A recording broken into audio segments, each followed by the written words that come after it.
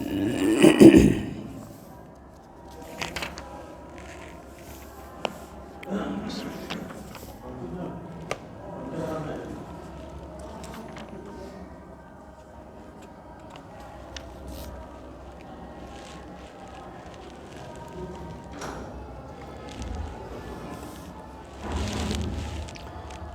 علیکم ورحمۃ اللہ وبرکاتہ۔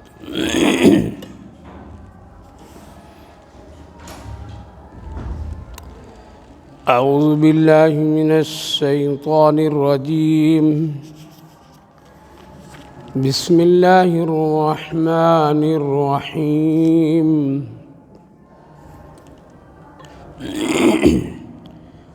قال الملأ من قوم فرعون إن هذا لساحر عليم يريد أن يخرجكم من أرضكم فماذا تأمرون؟ قالوا أرجح وأخاه وأرسل في المدائن حاشرين يأتوك بكل ساحر عليم۔ وجاء السحرة فرعون قالوا إن لنا لأجرا إن كنا نحن الغالبين۔ قال نعم وإنكم لمن المقربين۔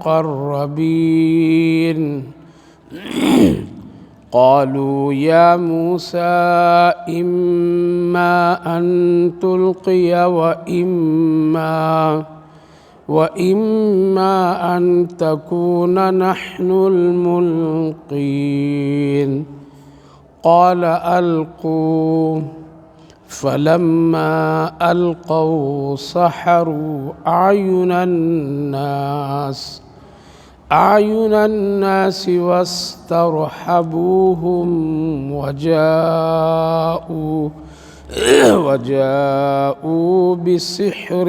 عظيم۔ وأوحينا إلى موسى أن ألق عصاك فإذا هي تلقف ما يأفكون، فوقع الحق وبطل ما كانوا يعملون۔ صدق اللہ العظیم۔ قال الملأ من قوم فرعون إن هذا لساحر علیم۔ کہا قوم کے سرداروں نے فرعون کو کہ یہ بہت بڑا جادوگر ہے، جاننے والا ہے۔ یرید ان یخرجکم، یہ چاہتا ہے کہ تم کو تمہاری زمین سے نکال دے۔ پھر تم لوگوں کا کیا ارادہ، کیا حکم ہے؟ قالوا ارجع واخاہ وارسل فی المدائن حاشرین۔ لوگوں نے کہا کہ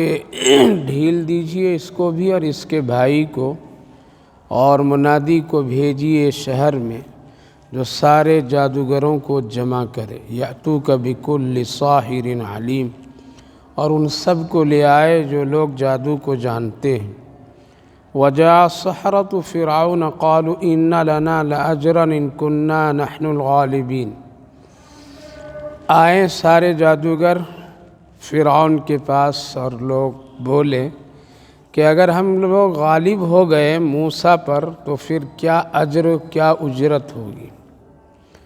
فرعون نے کہا کہ اگر تم ایسا کرو گے تو پھر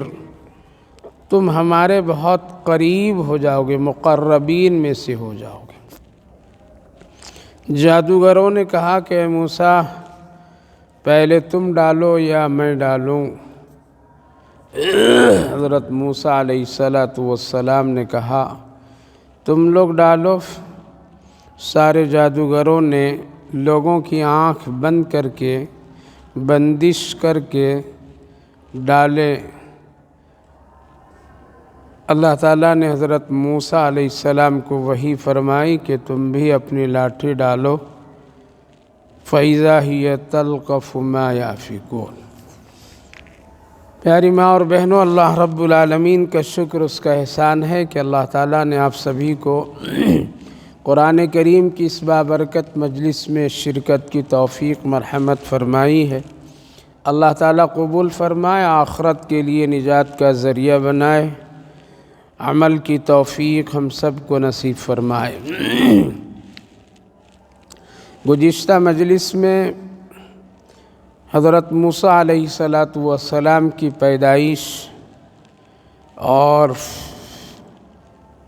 فرعون کی قتل و غارت کے حالات، ظلم اور زیادتی، اس کے ساتھ ساتھ اللہ کی تدبیر اور اس کی حکمت، حضرت موسیٰ علیہ السلام کی پرورش اور پیش آنے والے وہ تمام حالات کا ایک مختصر اور جامع ترین عنوان کے ساتھ آپ ساری ماں بہنوں کے سامنے عرض کیا تھا کہ اللہ تعالیٰ بڑی حکمت والا ہے، بڑی تدبیر والا ہے۔ دنیا والے چاہے جتنی اپنی طاقت، ظاہری مادی طاقت کے ساتھ وہ کیسی کیسی تدبیریں کر لے، لیکن اللہ کی تدبیر ہر ایک پر غالب اور ہر ایک کو اللہ شکست دے دیتا ہے۔ وہ بڑی حکمت والا ہے، بڑی مصلحتوں کو جانتا ہے اور اپنے بندوں کے ساتھ بہت خیر خواہ ہے، حق والا ہے، حق کو وہ اونچا کرتا ہے، حق کو ثابت کر دیتا ہے، باطل کو وہ پست کر دیتا ہے۔ تو حضرت موسیٰ علیہ السلام اور فرعون کے جو حالات اور جو پیش آنے والے واقعات تھے، ان باتوں میں اور اس سلسلے میں یہاں تک ہم لوگ پہنچے تھے کہ حضرت موسیٰ علیہ السلام کی پرورش اللہ نے فرعون کی ہی دربار اور اسی کے محل میں کرایا، اور فرعون ہی کے نگرانی اور نگہبانی میں اللہ نے کروایا۔ حضرت موسیٰ علیہ السلام وہیں پلے بڑھے، جوان ہوئے، پھر وہ مدائن، ایک شہر، اس کی طرف سفر کیے، ہجرت گویا کہ کیے، اور حضرت شعیب علیہ السلام کے یہاں ٹھہرے اور کافی مدت تک ان کے یہاں خدمت کیے۔ حضرت شعیب علیہ السلام خود نبی تھے، جس کی بنیاد پر ان کی خاص اپنی نگاہوں میں ان کی تربیت فرمائی، اور وقت اور حالات کو دیکھ کر کے پھر حضرت شعیب علیہ السلام اپنی بیٹی سے نکاح بھی کر دیے، اور پھر اللہ کے حکم سے حضرت موسیٰ علیہ السلام پھر دوبارہ فرعون کی طرف اس کو دعوت دینے کے لیے، ہدایت کے راستہ پر لانے کے لیے اللہ کے حکم سے دوبارہ پہنچے۔ اس کی تفصیلات ہے یہاں، لیکن جو باتیں آیت کریمہ کی روشنی میں ہیں، ہم اسی کو یہاں پر ذکر کرنا مناسب سمجھتے ہیں۔ باقی تفصیلات قرآن کریم کی دوسری جگہوں پر بھی موجود ہے۔ الحاصل حضرت موسیٰ علیہ السلام اللہ کے حکم سے فرعون کی طرف اس کو دعوت دینے کے لیے، حق سمجھانے کے لیے، اس کو اس کی برائیاں، گناہوں، تشدد، فتن و فساد سے بچانے کے لیے، اور جو خاص کر کے کمزور طبقہ بنی اسرائیل کو جو اس نے غلام بنا کر ان سب کو جو تذلیل اور ذلت اور رسوائیوں کے ساتھ اس کو جو اپنے درباری بنا رکھے تھے، اس کو آزاد کرانے کے لیے حضرت موسیٰ علیہ السلام اپنے بھائی ہارون کی معیت میں اللہ کے حکم سے نکل پڑے۔ قرآن کریم میں ایک جگہ ہے کہ اللہ تعالیٰ سے حضرت موسیٰ علیہ السلام نے اپنی کچھ کمزوریاں ظاہر کی اور یوں کہا، اے اللہ، ایک تو ہماری زبان صاف نہیں ہے اور ہمارے ہاتھ میں عیب ہے، ان دونوں کو ٹھیک کر دیجئے۔ تو اللہ تعالیٰ نے دونوں کو ٹھیک کیا اور اس کی شکل ایسی بنی کہ جب آپ گفتگو کرتے تھے کسی سے، فرعون سے یا کہیں بھی اللہ کا پیغام کسی کو سناتے تھے، تو اللہ تعالیٰ اپنی طرف سے ان کی زبان کی نقنت اور رکاوٹ کو ختم فرما دے، اور جس ہاتھ میں اس آگ کی وجہ سے جو ایک کالا دھبا نشان پڑا ہوا تھا، اللہ تعالیٰ اس میں ایک خاص نور پیدا فرما دیتا، روشنی چمک کی ہوتی، جس کو ید بیضاء کے نام سے بھی لوگ جانتے۔ لہذا اللہ نے یہ دو خاص معجزہ کے طور پر حضرت موسیٰ علیہ السلام کو عطا فرمایا۔ حضرت موسیٰ علیہ السلام جب روانہ ہوئے تو اللہ تعالیٰ نے فرمایا، دیکھو موسیٰ کے پاس، فرعون کے پاس تم جا رہے ہو، اے موسیٰ ان کے ساتھ ذرا نرمی گفتگو کرنا، قولا لینا، اللہ نرم گفتگو کرنا، شدت کی بات نہیں ہو، سخت کلامی نہ ہو، ان کے سامنے کوئی ایسی ڈر اور خوف دہشت زدہ گفتگو نہ ہونی چاہیے، بلکہ نرمی سے آپ بات کریں گے، نرم پہلو اختیار کیجئے گا، ان کے ساتھ ذرہ برابر بھی کوئی سخت کلامی نہیں ہونے دیجئے گا۔ اللہ کی طرف سے یہ خاص ہدایت حضرت موسیٰ علیہ السلام کو دی گئی۔ علماء مفسرین یہاں لکھتے ہیں کہ عجیب و غریب اللہ رب العالمین کی شفقت و کرم دیکھیے کہ ایک ایسا آدمی، ایسا ظالم، ایسا انسان جو اپنے آپ کو اس دنیا میں انا ربکم الاعلی خدائی کا دعویٰ کرنے والا، اللہ کے قانون کا توڑنے والا،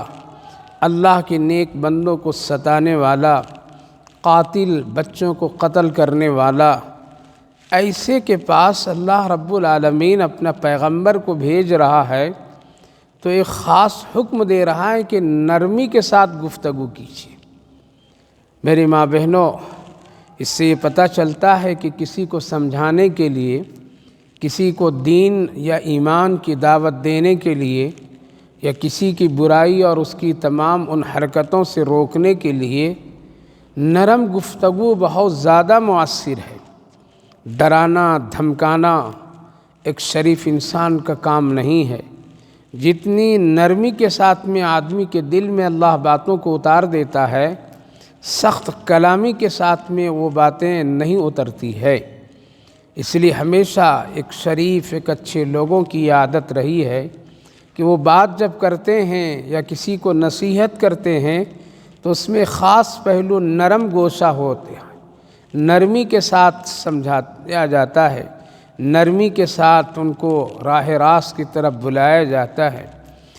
اور اچھی گفتگو کی جاتی ہے۔ ان کی برائیاں اور ان کی خرابیوں کا وہاں پر ظاہر نہیں کیا جاتا ہے،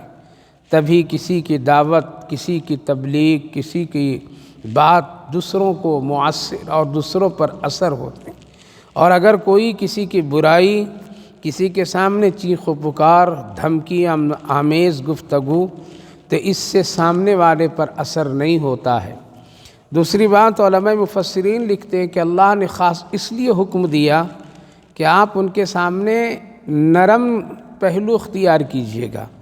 اور اپنے آداب و احترام کا مکمل، اپنی شان کا مکمل خیال رکھیے گا، وہاں کوئی ایسی چیز نہ ہو۔ کیوں؟ اس لیے آپ پر فرعون کا ایک احسان بھی ہے، اور وہ احسان یہ ہے کہ آپ اسی کے محل میں، اسی کی نظر میں آپ کی پرورش ہوئی ہے، لہٰذا یہ احسان ہے۔ کوئی کافر کسی مسلمان پر احسان کر سکتا ہے اور احسان ماننا چاہیے، لہٰذا آپ پر ان کا ایک خاص احسان ہے، ان کے محل میں، ان کی نظر کے سامنے، ان کی نگہبانی میں آپ کی پرورش ہوئی ہے، لہٰذا اس احسان کا خیال خاص رکھنا ضروری ہے۔ اسی طرح سے نبی کریم علیہ السلام ہم سب کے آقا رسول اللہ صلی اللہ علیہ وسلم کے سامنے جب ابو لہب نے کہا تھا کہ محمد جس انگلی سے تم نے شہادت کی طرف اشارہ کیا اور دعوت دیا تمہارا ہاتھ ٹوٹ جائے، تو اللہ تعالیٰ نے ایک صورت نازل فرمائی، تبت یدا ابی لہب وتب۔ آپ غور کیجئے، اگر قرآن پڑھتی ہیں تو وہاں 3-4 صورتیں ایسی ہیں جس میں اللہ تعالیٰ نے قل اعوذ برب الفلق، قل اعوذ برب الناس، قل هو اللہ احد، قل یا ایھا الکافرون، لفظ قل کے ذریعے سے اللہ نے نبی کو حکم دیا آپ کہیے آپ کہیے۔ لیکن بیچ میں ایک صورت ہے سورۃ تبت یدا ابی لہب، وہاں پر یہ نہیں کہا کہ آپ کہیے کہ ابو لہب تمہارا ہاتھ ٹوٹے، قل تبت یدا، اللہ نے فرمایا نہ میں کہوں گا، اور یہاں قل کہنے کی ضرورت نہیں رکھی گئی بلکہ سیدھے اللہ تعالیٰ نے فرمایا تبت یدا۔ کیوں؟ اگر نبی کریم علیہ الصلاۃ والسلام کہتے کہ قل تبت یدا تو دنیا کے لوگ یہ کہتے ایک احسان کرنے والا انسان، نبی کے ساتھ بچپنا میں جو شفقت محبت پیش سے آنے والا انسان کے ساتھ نبی کا یہ طرز نبوت کی شان کے خلاف ہے، کیونکہ ابو لہب کا ایک احسان رسول اللہ صلی اللہ علیہ وسلم پر بھی اسی طرح سے کہ جب ابو لہب کو یہ خبر پہنچی تھی کہ محمد صلی اللہ علیہ وسلم کی پیدائش ہوئی، یعنی حضرت آمنہ کی بطن سے ایک خوبصورت لڑکا پیدا ہوا ہے، اس کی خوشی میں ابو لہب اس وقت اپنی باندی کو آزاد کیا، مدینہ طیب مکۃ المکرمہ میں اس وقت حجوریں تقسیم کیا، گویا کہ ایک جشن اور خوشی کا ماحول بنایا اس نے رسول اللہ صلی اللہ علیہ وسلم کی پیدائش پر۔ آج بعض لوگ کہتے ہیں کہ دیکھو ابو لہب نے نبی کی پیدائش پر جشن اور خوشی اور کھجوریں بانٹا، اس لیے ہم لوگوں کو بھی بانٹنا چاہیے، خوشی اور جشن منانا چاہیے۔ نہیں، اس وقت شریعت لاگو نہیں ہوئی تھی، اس وقت اسلام کا مکمل قانون اور دستور نہیں آیا تھا،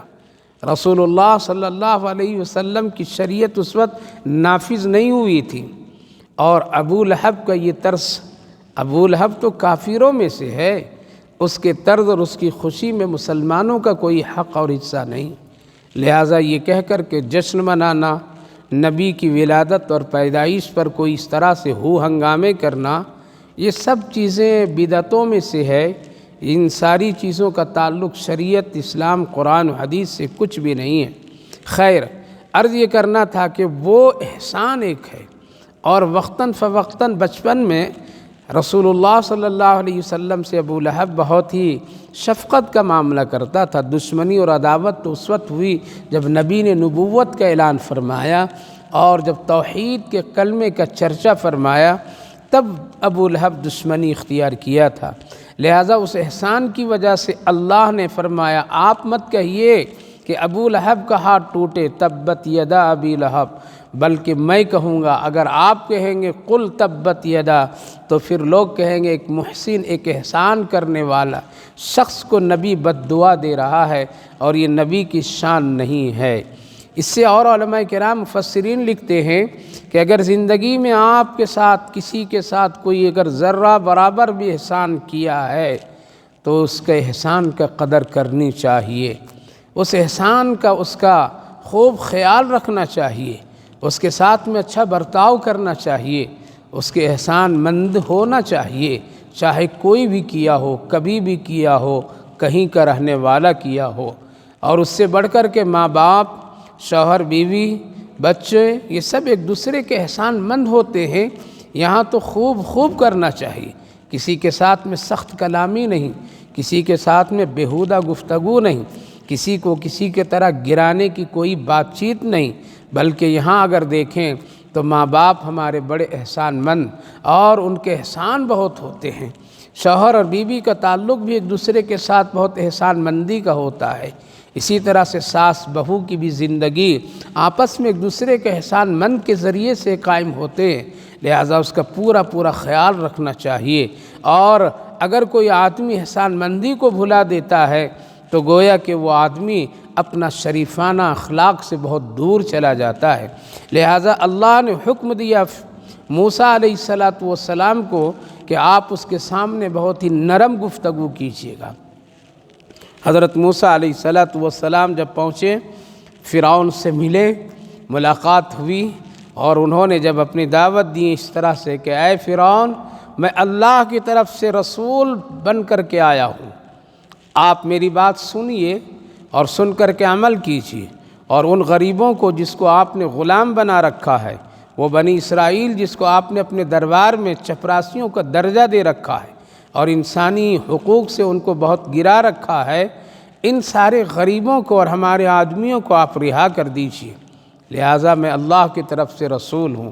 فرعون نے کہا کہ اچھا، تم کل تو میرے گھر میں پرورش پایا تھا، وہی تو موسیٰ ہو؟ اے موسیٰ، تم بھول گئے وہ باتیں کہ میرے دربار میں رہ کر کے تمہاری پرورش ہوئی ہے، تم کو کھلایا پلایا ہوں، لہٰذا تم ہمارے ساتھ میں اس طرح کا دعویٰ کرنا، تمہارا اس طرح سے بات چیت کرنا، یہ تمہارے لیے مناسب نہیں ہے۔ یہاں رک کر کے ایک بات سمجھیے میری ماں بہنوں، ہاں دعوت حق اور ایمان اپنی جگہ ہے، احسان کا سلوک اپنی جگہ ہے، لہٰذا احسان ادا کرنے کے لیے آپ کفر نہیں کر سکتے ہیں، کفر میں سمجھوتا نہیں کیا جا سکتا ہے،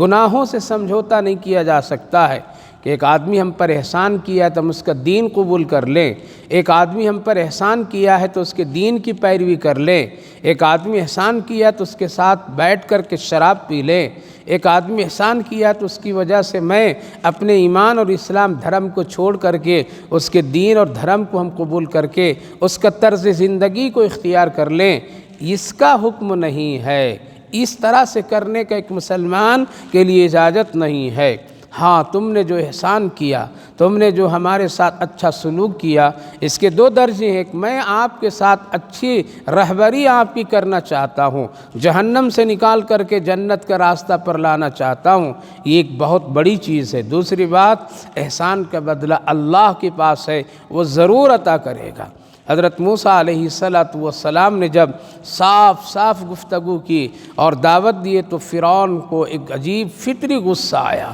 اور کہنے لگا کہ یہ شخص تو لگتا ہے کہ یہ جادوگر ہے، اور اس نے اس وقت سوال کیا کہ اے موسیٰ، یہ بتاؤ اگر تو وہ اللہ کی طرف سے رسول اور نبی ہے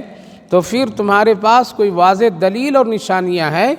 جس کی وجہ سے ہم سمجھوں کہ واقعتاً تو اللہ کا نبی اور رسول بن کر کے آیا ہے۔ اللہ تعالیٰ نے اس وقت فرمایا، اے موسیٰ، تمہارے ہاتھ میں جو لاٹھی ہے وہ زمین پر ڈال دو اور پھر اس کو دیکھو۔ لہٰذا حضرت موسیٰ علیہ السلام زمین پر جب اس لاٹھی کو ڈالے تو ایک سانپ بن گیا، فرعون دیکھ کر کے ڈرا، پھر حضرت موسیٰ علیہ السلام اس کو پکڑ کر کے اپنے ہاتھ میں لے آئے، لاٹھی بن گئی۔ پھر ایک یہ معجزہ۔ دوسرا، وہ جو کالا دھبا ہتھیلی میں وہ فرعون کی طرف جب دکھایا تو اس میں ایک بہت ہی خوبصورت روشنی، اور جب اس سے ہٹایا تو پھر وہ اپنے حال پر۔ یہ دو چیزیں حضرت موسیٰ علیہ السلام نے اپنی نبوت اور رسالت کی دلیل پر اور پر انہوں نے یہ دو چیزیں پیش کی۔ فرعون یہ دونوں چیزوں کو دیکھ کر کے کہنے لگا کہ یہ تو بہت بڑا جادوگر ہے، اس کے پاس میں جادوؤں کے کمال ہیں، کھلا ہوا یہ جادوگر ہے، لہٰذا اس کو تھوڑی دیر کے لیے مہلت دی جائے، ان کو ذرا رخصت یہاں سے کیا جائے۔ اور اپنے لوگوں کو بلا کر کے مشورہ کیا فرعون کہ کیا کیا جائے اور کیا کرنا چاہیے۔ لہٰذا لوگوں نے کہا کہ ہم لوگوں کے پاس میں بھی جادوگر لوگ ہیں اور بڑے بڑے لوگ ہیں۔ فرعون نے حکم دیا کہ پورے ملک کے جتنے جادوگر ہیں وہ سب کو جمع کر لو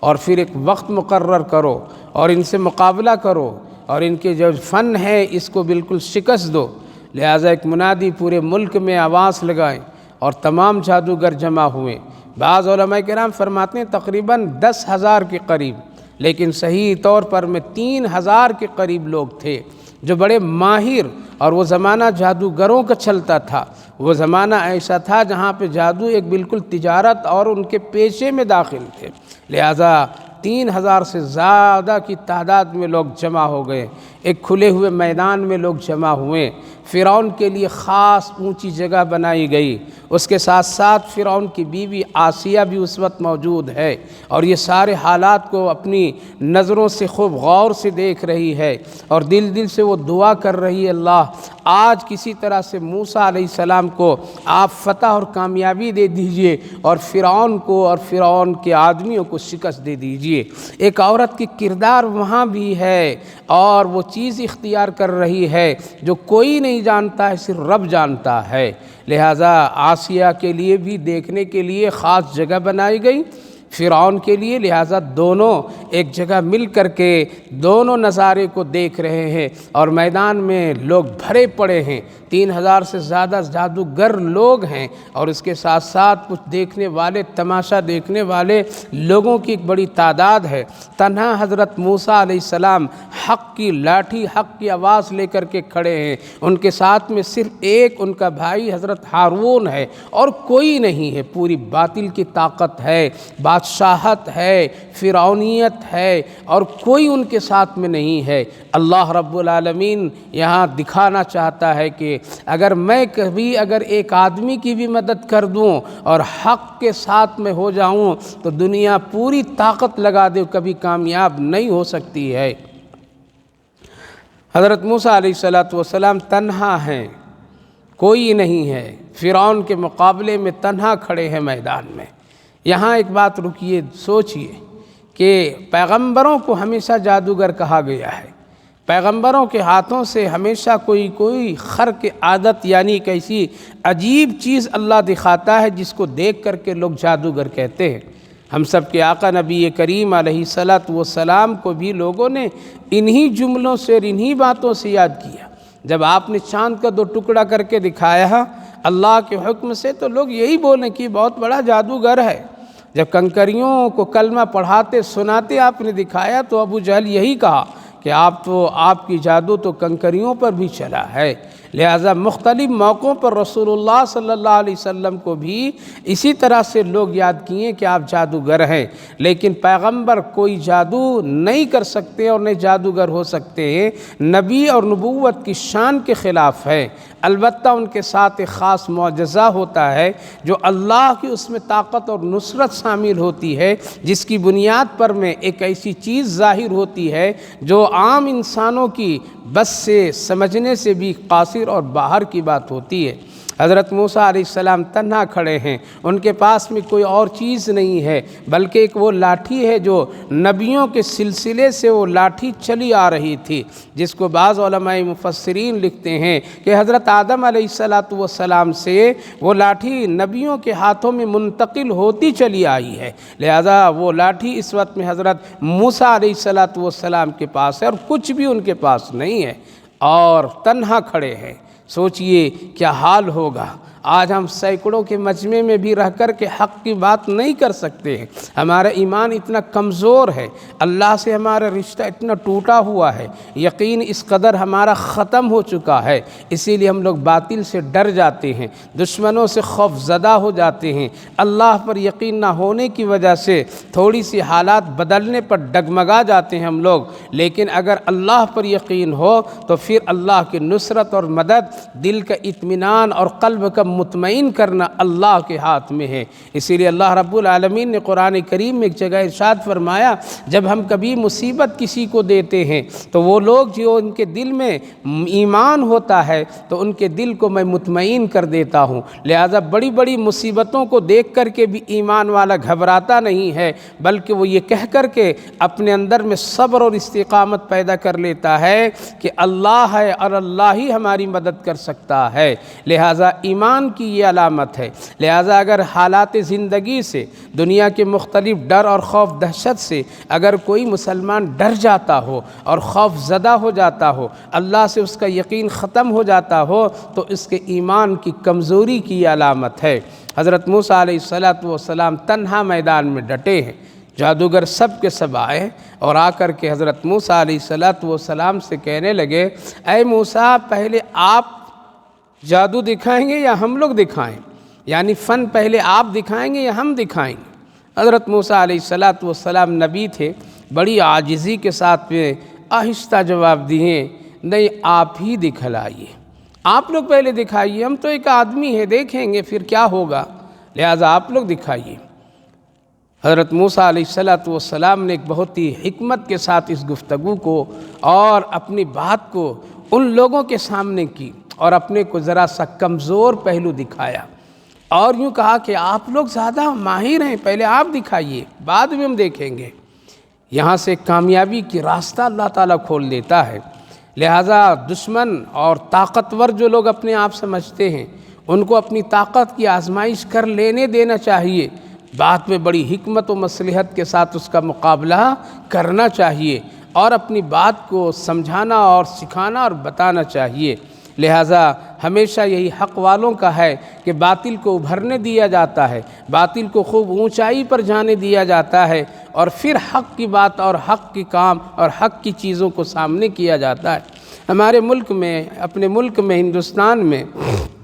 انگریزوں کے زمانے میں اسی طرح سے ایک مرتبہ بہت ہی اسلام کے خلاف لوگ، غیر مسلم پنڈت، دہریہ اور اسی طریقے سے عیسائیوں کے بڑے بڑے مبلغ لوگ اسلام کے خلاف، اسلام کی باتیں، اسلام کے سلسلے میں بہت ہی توہین کلمات کیا کرتے تھے۔ جگہ جگہ پر میں لوگ سڑکوں پر، میدانوں میں کھڑے ہو کر کے پروگرام کرتے تھے اور کہتے تھے اسلام کوئی مذہب نہیں ہے، اسلام کی کوئی سچائی نہیں ہے، اسلام تو آج کل کا مذہب ہے، ہمارا مذہب سب سے پرانا مذہب ہے۔ عیسائی حضرات کہتے تھے کہ ہمارا مذہب پرانا ہے، یہودی لوگ کہتے تھے نہیں، عیسیٰ سے پہلے حضرت موسیٰ آئے ہیں، لہٰذا ہمارا مذہب قدیم ہے، اور محمد صلی اللہ علیہ وسلم تو بعد میں آئے، اس لیے اسلام کل کا مذہب ہے۔ اس طرح سے کہہ کر کے لوگوں کو گمراہ کرتے تھے۔ دلی کے جامع مسجد کے صحن میں اور اسی کے قریب اور اطراف میں ایک مرتبہ اسی طرح پروگرام ہوا کہ کوئی ہے مسلمانوں میں سے جو آ کر کے اس کا جواب دے اور اسلام کو ایک قدیم اور پرانا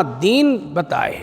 لہٰذا اس وقت میں بڑے بڑے مناظر، بڑے بڑے لوگ، ہر مذہب کے لوگ آئے، اور اس کی ایک فہرست بنی، اور اس میں سب سے پہلے فہرست میں جو نام دیا گیا وہ دارالعلوم دیوبند کے بانی حضرت مولانا قاسم صاحب نانوتوی علیہ الرحمہ، جو اسلام کی طرف سے ترجمانی کرنے کے لیے پہنچے تھے، ان کا نام لکھا گیا کہ سب سے پہلے یہ گفتگو کرے کہ اسلام کتنا پرانا مذہب ہے، اسلام کتنا قدیم مذہب ہے، اور اسلام کتنا حق اور سچ والا مذہب ہے۔ حضرت مولانا جب اس لسٹ کو دیکھے تو سب سے پہلے اسلام کا نام تھا، اور اسلام کی ترجمانی کرنے والے مولوی حضرت مولانا قاسم صاحب نانوتوی کا نام تھا۔ باقی سب سے پیچھے عیسائیوں اور یہودیوں کا، اس سے پہلے ہندو دھرم اور دوسرے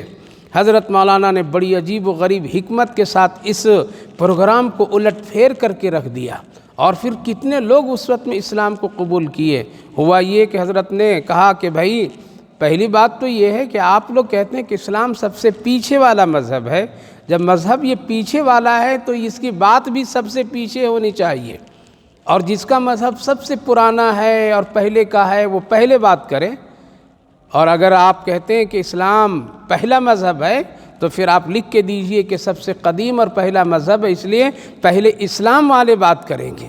حضرت مولانا بڑے علم والے تھے، انہوں نے یہاں پر ایک طرز اور اپنا ایک داؤ اس طرح سے کھیلا کہ لوگوں کی عجیب و غریب کشمکش میں ڈال کر کے رکھ دیے۔ حضرت نے دو ہی سوال کیے کہ اگر پہلے مجھے بیان کرنے کے لیے دیتے ہو تو یہ لکھیے کہ اسلام پہلا مذہب ہے، پرانا مذہب ہے، ورنہ ہم کو سب سے پیچھے دیجئے تاکہ ہمارا مذہب جو آپ پیچھے کہتے ہیں تو پیچھے ہم گفتگو کریں گے۔ حضرت کا مطلب یہ تھا کہ پہلے لوگوں کی بات میں سن لوں، سمجھ لوں، اس کے بعد میں پھر میں جواب دوں گا، اور ایک بہترین طریقے سے اسلام کو اور ایک بہترین طریقے سے اسلام کی تمام چیزوں کو ہم ثابت کریں گے۔ لہٰذا لوگ وہاں پر میں کہنے لگے نہیں، پہلی بات آپ ہی کو کرنا ہے، ضد پہ آ گئے، باطل لوگ زیادہ تھے۔ لہٰذا حضرت مولانا کھڑے ہوئے اور اسلام کی حقانیت، سچائی پر جب گفتگو کیے، اللہ اکبر، اس مجلس سے بڑے بڑے لوگ نکل گئے اور بہت بڑی تعداد میں لوگ اسلام کو قبول کیے۔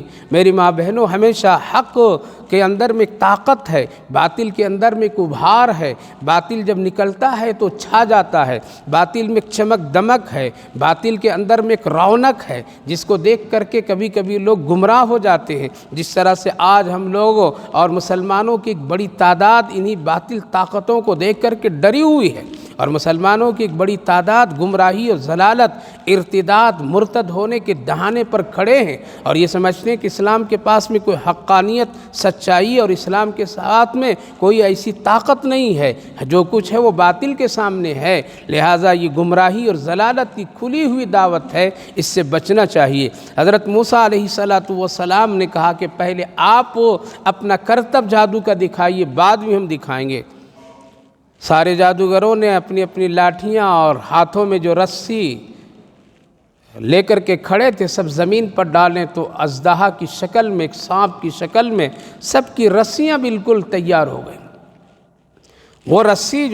رسی نظر آتی تھی وہ اب سب سانپ کی شکلوں میں نظر آنے لگی۔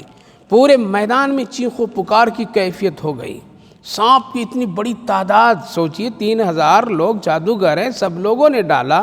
تو کتنے سانپ بن گئے ہوں گے۔ یہاں تو ایک بچھو دیکھ کر کے ہم اور آپ گھبرا جاتے ہیں، سانپ کو دیکھ کر کے ڈر جاتا ہے انسان، تو پورے میدان میں چیخ و پکار کی کیفیت ہونے لگی۔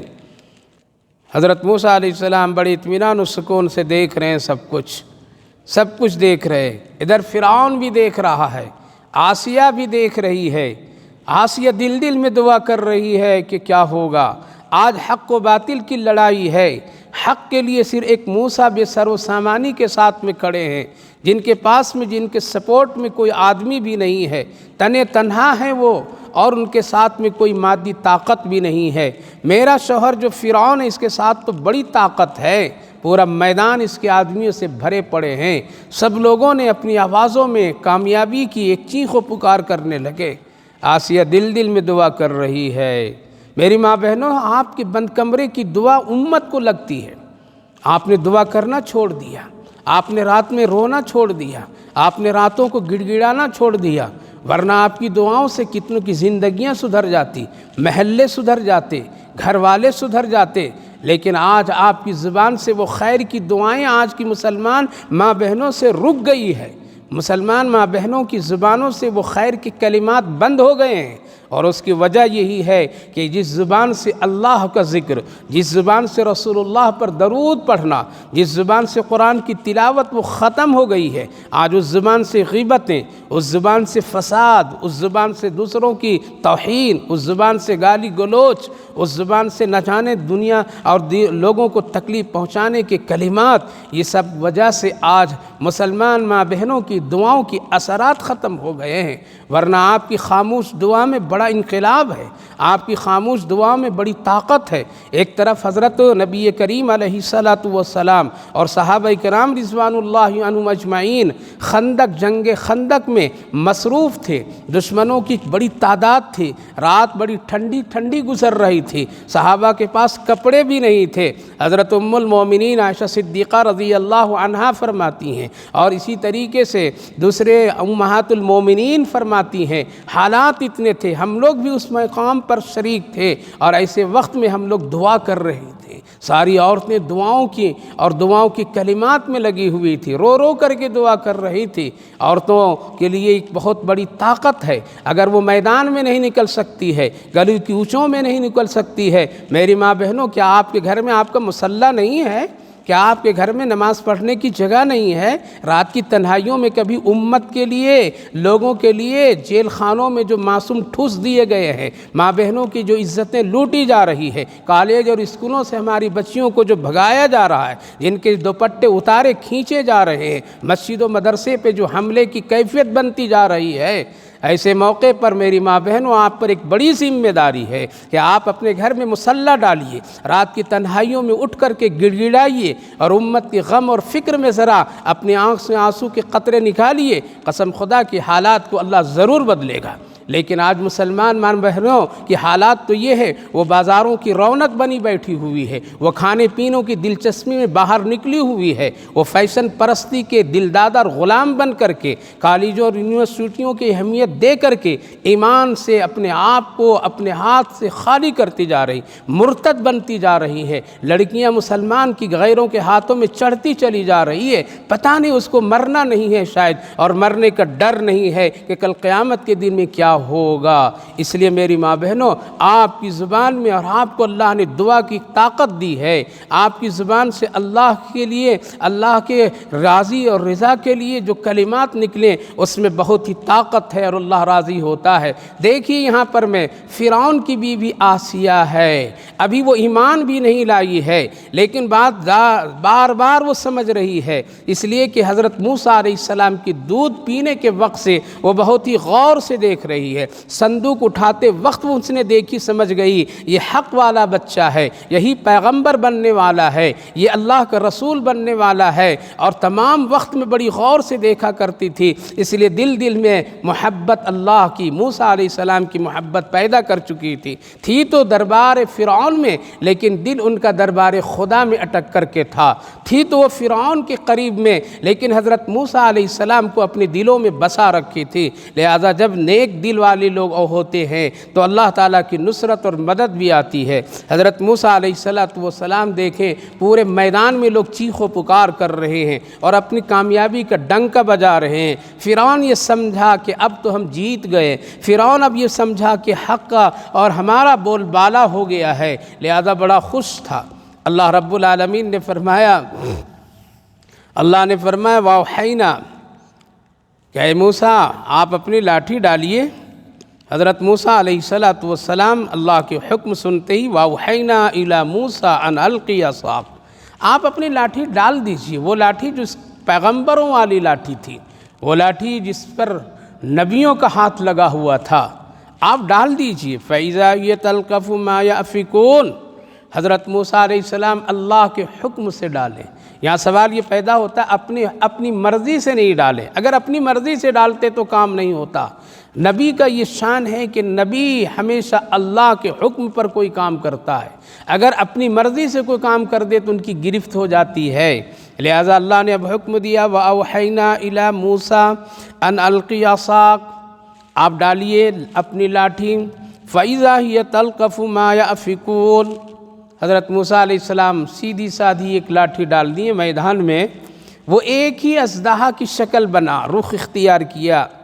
اور تمام میدان میں پھیلے ہوئے سانپوں کو، جو جادوگروں نے آنکھیں لوگوں کی بندش کر کے جو بنایا تھا، جادو کا ایک فن ہے، اس فن کی وجہ سے وہ لوگ اس طرح سے کام کیے تھے۔ حضرت موسیٰ علیہ السلام کی اس لاٹھی کی شکل جب سانپ اختیار کر لی تو اللہ اکبر، سارے سانپوں کو نگل گئے،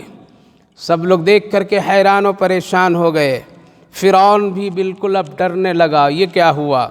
اللہ فرمایا فَوَقَعَ الْحَقُّ وَبَطَلَ مَا كَانُوا يَعْمَلُونَ، حق غالب، حق واقع ہو گیا اور باطل ختم، جو لوگ سمجھ رکھے تھے، جو لوگ کیے تھے، وہ سب کے سب ختم۔ فَغُلِبُوا هُنَالِكَ وَانقَلَبُوا صَاغِرِينَ، حضرت موسیٰ علیہ السلام غالب اور وہ لوگ شکست کھا گئے، ذلیل ہو گئے۔ اب وہ جادوگر جو لوگ 3000 سے زیادہ کی تعداد میں تھے، وہ سمجھ گئے کہ جادو یہ نہیں ہے، حضرت موسیٰ علیہ السلام کی لاٹھی جو شکل سانپ کی جو اختیار کر لی، یہ جادو نہیں ہے۔ اس لیے فن والے لوگ ہی فن کو سمجھتے ہیں۔ سونا کا سمجھنے والا سونار سمجھتا ہے، جوہری سمجھتا ہے کہ کون پتھر ہیرا ہے اور کون پتھر یوں ہی پتھر ہے۔ سونے والے لوگ، پرکھنے والے لوگ جانتے ہیں کہ سونے کی حقیقت کیا ہے، ورنہ ہر رنگ میں کوئی دھوکہ کھا سکتا ہے۔ عالم سمجھتے ہیں کہ کون سا مسئلہ حق ہے اور کون قرآن و حدیث سے ثابت ہے،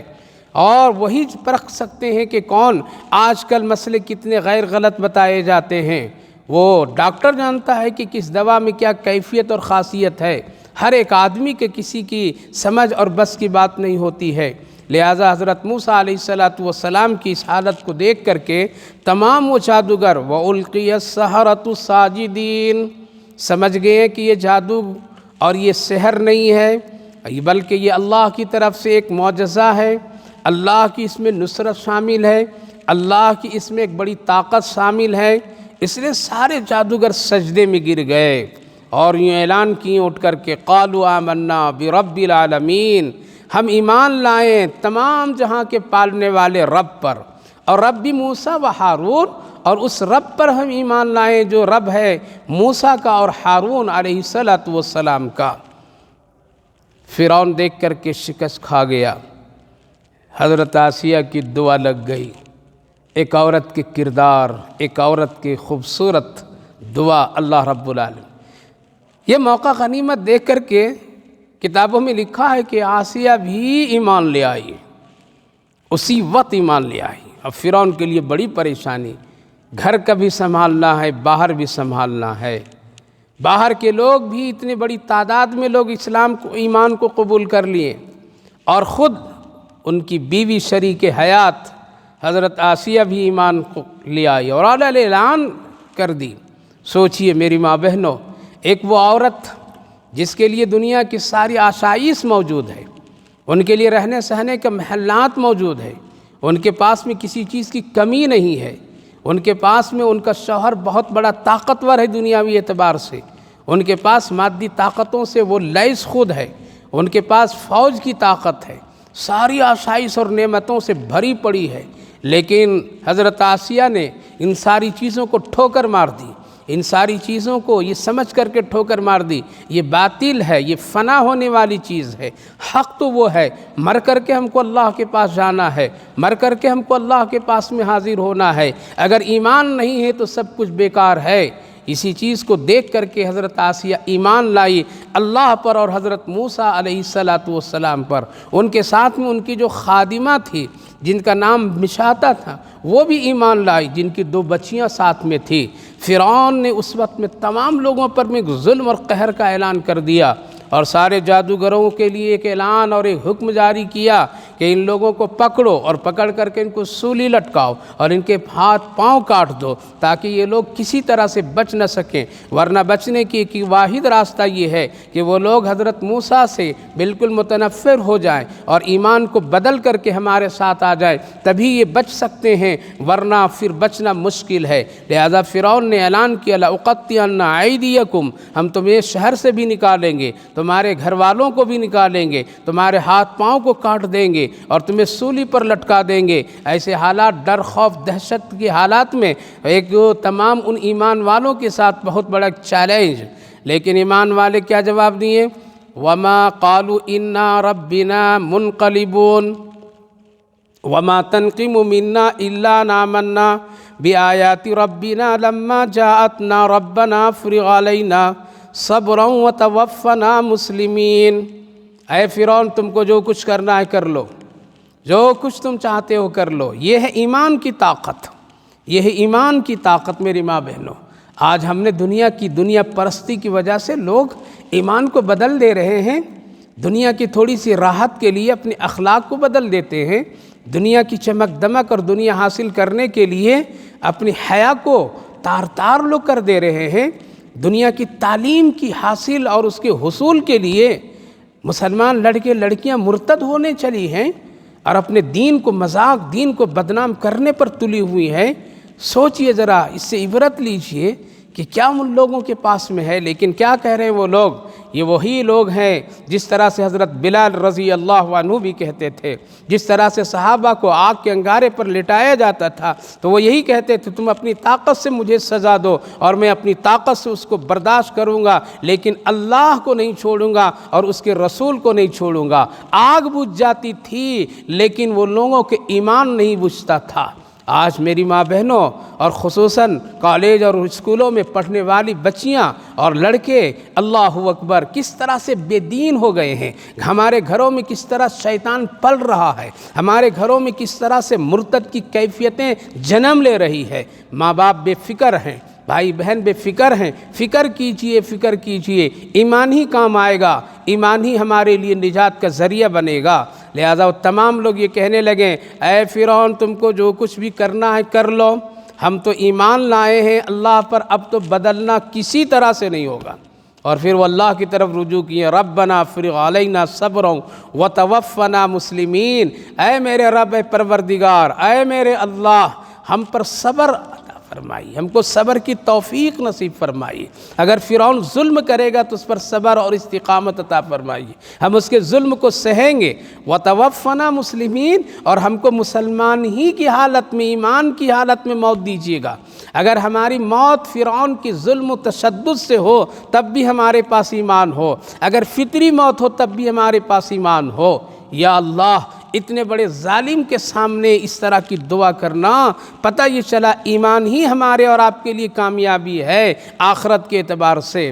فرعون نے بہت ظلم کیا اور اپنی بیوی کے ساتھ میں بھی بہت بڑا ظلم کیا۔ کیا کیا ظلم کیا، کس قدر ان کے ساتھ میں سلوک کیا، انشاءاللہ اگلی تفسیر میں سنیے۔ فرعون نے آسیہ اور ان کی باندی کو کتنی تکلیفیں دی ہیں، اور اس کے ساتھ ساتھ میں حضرت موسیٰ علیہ السلام پر جو لوگ ایمان لائیں، اللہ پر ایمان لائیں، ان کے ساتھ ساتھ فرعون نے کیا کیا کام کیا ہے، اور پھر ایسے حالات میں وہ لوگ اپنے ایمان کو بچا کر کے اللہ کی نصرت کس طرح حاصل کیے ہیں، یہ ساری تفصیلات اگلی آیتوں میں آ رہا ہے۔ دوسری بات یہ ہے کہ اللہ تعالیٰ نے فرعون کو پھر کس طرح سے پکڑا اور ان کے لیے کون کون سا عذاب مسلط کیا، کیا وہ عذاب آج بھی ہم لوگوں کے سامنے ہے، ہو رہا ہے، مل رہا ہے یا نہیں مل رہا ہے، انشاءاللہ اس کی تفصیل آپ سبھی ماں بہنوں کے سامنے اگلی مجلس میں کروں گا۔ اس وقت بس ایک پیغام دینی ہے، اور وہ پیغام یہ ہے کہ آپ سبھی ماں بہنیں جانتی ہیں کہ ایک چرچا ہے اس وقت میں پوری دنیا میں، ربیع الاول، میلاد النبی، یعنی حضور صلی اللہ علیہ وسلم کی پیدائش، اور پھر اس کے ساتھ ساتھ میں آپ صلی اللہ علیہ وسلم کے ناموں پر جشن و خوشیاں، فلاں فلاں فلاں، جلوس، نعرے، یہ سب جھنڈے، یہ سب پوری دنیا میں جہاں لوگ، کچھ ایسے لوگ ہیں جو دین و شریعت سے ہٹ کر کے کرتے ہیں، یہ ان کا عمل ہے۔ لیکن جو صحیح عمل ہے اور جو صحیح تعلق ہے اور جو صحیح کام کرنا چاہیے وہ یہی ہے کہ ہم اور آپ اللہ کے رسول سے بڑی محبت کریں، اور محبت کا اس کا اظہار نبی کی اطاعت سے ہونی چاہیے، نبی کی سنتوں پر عمل سے ہونی چاہیے، نبی پاک علیہ السلام پر کثرت سے درود شریف پڑھنے سے ہونی چاہیے۔ لہٰذا ایسے ماحول میں جہاں لوگ سڑکوں پر، میدانوں میں، جلوس کی شکل میں یا اور دوسرے خرافات بہت سارے لوگ نبی کی پیدائش کے نام پر کرتے ہیں، جس کا ثبوت قرآن و حدیث سے، اپنے اکابر و اسلاف سے، صحابہ سے بالکل نہیں ہے، ویسے کام کرتے ہیں۔ کوئی کیک کاٹتا ہے، کوئی جھنڈا لگاتا ہے، کوئی گانے بجانے کرتا ہے، یہ ساری چیزوں سے اللہ کے رسول کو کوئی خوشی نہیں، اس لیے کہ اس کے کرنے سے ہمیں کوئی ثواب بھی نہیں ملے گا۔ اصل ثواب یہ ہے کہ حقیقی محبت رسول اللہ صلی اللہ علیہ وسلم سے کی جائے، آپ صلی اللہ علیہ وسلم کی سنتوں اور آپ کی اطاعت پر خوب عمل کیا جائے، آپ کی ایک چھوٹی چھوٹی سنتوں کا خوب اہتمام کرنے کی ضرورت ہے، اسی میں ہماری اور آپ کی کامیابی ہے۔ اور اس وقت کثرت سے رسول اللہ صلی اللہ علیہ وسلم پر درود پڑھنے کی ضرورت ہے۔ نبی پر درود پڑھنا ایک باعث ثواب ہے، باعث شفاعت ہے، نجات کا ذریعہ ہے، بڑی بڑی مشکلوں کا حل اس میں ہے، بڑی بڑی پریشانیوں کا حل ہے، بڑی بڑی بیماریوں میں شفا کا کام درود پاک کی برکت سے اللہ عطا فرماتا ہے۔ لہٰذا میری ماں بہنوں، آج ہمارے اور آپ کے وقت گھروں میں بہت ساری ایسی غیر غلط کاموں میں گزر جاتی ہیں اور ہم لوگ اس میں گزار دیتے ہیں۔ کیا اچھا ہوتا کہ کچھ وقت ہمارا اور آپ کا رسول اللہ صلی اللہ علیہ وسلم پر درود شریف پڑھنے میں لگ جائے تو کتنی بڑی بات ہوتی ہے۔ حدیث پاک میں جب کوئی مرد مومن اور عورت اگر کوئی درود شریف دور سے پڑھتے ہیں تو فرشتے لے کر کے پہنچتے ہیں، اللہ کے رسول صلی اللہ علیہ وسلم کی خدمت میں پیش کرتے ہیں اور کہتے ہیں فلاں نے فلاں نے فلاں نے آپ پر یہ درود پڑھا، رسول اللہ صلی اللہ علیہ وسلم خوش ہوتے ہیں۔ اس لیے آپ اگر اپنا تعلق رسول اللہ سے بنانا چاہتے ہیں اور اپنی دنیا کی پریشانیوں کا حل چاہتے ہیں، میری ماں بہنوں کثرت سے درود شریف پڑھیے، اپنی زندگی میں اور اپنے گھریلو زندگی میں اور اپنی روزمرہ کی زندگی میں ایک معمول بنا لیجئے۔ ہم کو سونے سے پہلے تک کے 500 درود شریف پڑھنا ہے، کوئی مشکل نہیں ہے۔ کل کے چرواہے لوگ جنگل میں کھڑے ہو کر کے 21 ہزار مرتبہ درود شریف پڑھ لیتے تھے، آج بھی لوگ پڑھتے ہیں، کثرت سے پڑھتے ہیں۔ اس میں بڑی برکت ہے، اس میں بہت خیر ہے، بہت ہی شفا ہے، ہر پریشانی کا حل ہے، اللہ کے رسول کی زیارت کی توفیق بھی اس میں ہے۔ ہمارے ایک دوست بتاتے تھے کہ غیر مسلم جو اپنے مذہبی اعتبار سے بڑا پابند تھا لیکن ہمارے سے دوستی تھی، عالم تھے اس لیے دوستی تھی، انہوں نے اپنی مرتبہ اپنے گھر کی پریشانی سنائی کہ سب لوگ بیمار رہتے ہیں، بڑے قرضے میں ڈوبے ہوئے ہیں، پریشانی بالکل جا نہیں رہی ہے، مولوی صاحب میرے دوست کچھ بتاؤ جس سے پریشانی حل ہو جائے۔ وہ کہنے لگے اچانک میرے دل میں یہ بات آئی اور میں نے کہا کہ ہمارے نبی پر درود پڑھو۔ اس نے پوچھا کیا ہے وہ درود؟ پھر میں نے ان کو بتایا، پڑھ کے سنایا، لکھ کے دیا۔ وہ اپنے لے کر کے گئے اور پڑھنا شروع کیے۔ 1 سال کے بعد ملاقات ایک ریلوے اسٹیشن پر ہوئی تو کہنے لگے کہ میں بھی بیٹھا تھا، وہ بھی بیٹھا تھا، اس کی زبان حرکت کر رہی تھی، بار بار حرکت دیکھا۔ میں نے تو پوچھا میرے دوست کیا کر رہے ہو زبان سے؟ کہا کہ میں وہی کلمہ پڑھ رہا ہوں، وہی درود پڑھ رہا ہوں جو آج سے مجھے آپ نے 1 سال پہلے بتایا تھا، وہ میں پڑھ رہا ہوں اور روزانہ 1000 بار پڑھتا ہوں۔ اس درود کی برکت سے ہمارے گھر میں خوشیاں آ گئی، اس درود کی برکت سے ہمارے گھر سے بیماریاں نکل گئی، اس درود کی برکت سے ہمارے گھر میں چین و سکون نصیب ہو گیا۔ اس لیے ہم اپنی زندگی پر لازم کر لیے ہیں کہ میں یہ پڑھتا رہوں گا ہمیشہ۔ اس لیے آپ کے نبی، میرے نبی، حالانکہ وہ ایمان نہیں لائے ہیں، لیکن یہ درود ایک فضیلت ہے، سب پڑھ سکتا ہے، سب اس پر عمل کر سکتے ہیں، لہٰذا میں پڑھتا ہوں روزانہ۔ اللہ اکبر، ایمان والی ہیں آپ لوگ، اللہ نے آپ کو ایمان کی توفیق عطا فرمائے، ہم سب کو ایمان والا بنایا ہے، لہذا 500 درود شریف پڑھنا کوئی مشکل نہیں ہے۔ گھنٹوں گھنٹوں فلمیں گھروں میں دیکھے جاتے ہیں، گھنٹوں گھنٹوں سیریل دیکھے جاتے ہیں، گھنٹوں گھنٹوں ہمارے بچے کارٹون دیکھتے ہیں اور ماں باپ دکھاتے ہیں، ساری سہولیات پیدا کرتے ہیں۔ میری ماں بہنوں، درود شریف کا گھر میں اہتمام کیجیے اور اپنی زندگی میں اس کو لازم قرار دیجیے کہ ہم درود شریف کم سے کم 500 مرتبہ روزانہ رسول اللہ صلی اللہ علیہ وسلم پر نذرانی عقیدت پیش کریں گے تاکہ آپ کا نام کا چرچا وہاں ہو۔ رسول اللہ صلی اللہ علیہ وسلم کو جب قبر میں زیارت، حشر میں زیارت، حوض کوثر پر زیارت، تو اللہ کے رسول آپ کے نام سے آپ کو خوب اچھی طرح پہچان لیں گے۔ اس لیے درود شریف لازم کر لیجئے اور خوب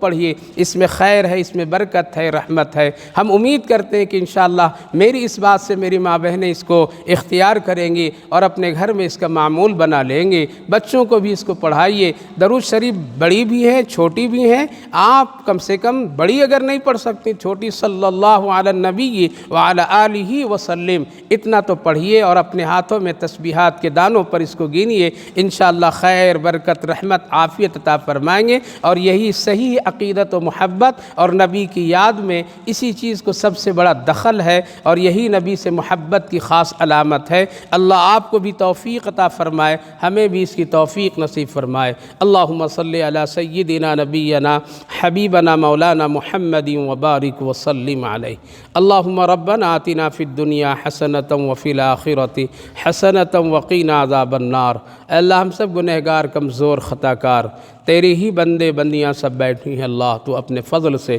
سب کو معاف فرما دیجیے۔ ہم سب لوگ بڑی غفلت میں زندگی گزار رہے ہیں، دنیا کو شاید کہ حقیقی دنیا اور یہی کی زندگی کو سمجھ بیٹھے ہیں، جبکہ حقیقی زندگی تو آخرت کی ہے۔ اللہ اس کی فکر عطا فرما دیجیے، وہاں کے لیے ہم سب کو اس دنیا میں تیاریاں نصیب فرما دیجیے، اچھے اعمال کی توفیق نصیب فرمائیے۔ رسول اللہ صلی اللہ علیہ وسلم کی سنت والی زندگی، صحابہ کا طریقہ، بزرگوں کا طریقہ اے اللہ ہم سب کو عطا فرمائیے۔ نیک بھائیوں بہنوں کا طریقہ اللہ ہم سب کو عطا فرمائیے۔ اے کرم رحم کرنے والا، ہم سارے کمزوروں پر رحم کے فیصلے فرمائیے۔ اس بابرکت مجلس کو بے حد قبول فرمائیے۔ تمام آنے والے ماں بہنوں کو اللہ خیر عطا فرمائیے، سب کو قبول فرمائیے، سب کی نیکیوں کو قبول فرمائیے، گناہوں کو معاف فرمائیے، سب کی زندگی میں خیر اور برکت، رحمت، عافیت عطا فرمائیے۔ جن لوگوں کی جو مسائل ہیں اللہ تو سب کا حل فرما دیجیے۔ جو لوگ بیمار ہیں ان سب کو صحت و شفا نصیب فرما دیجیے،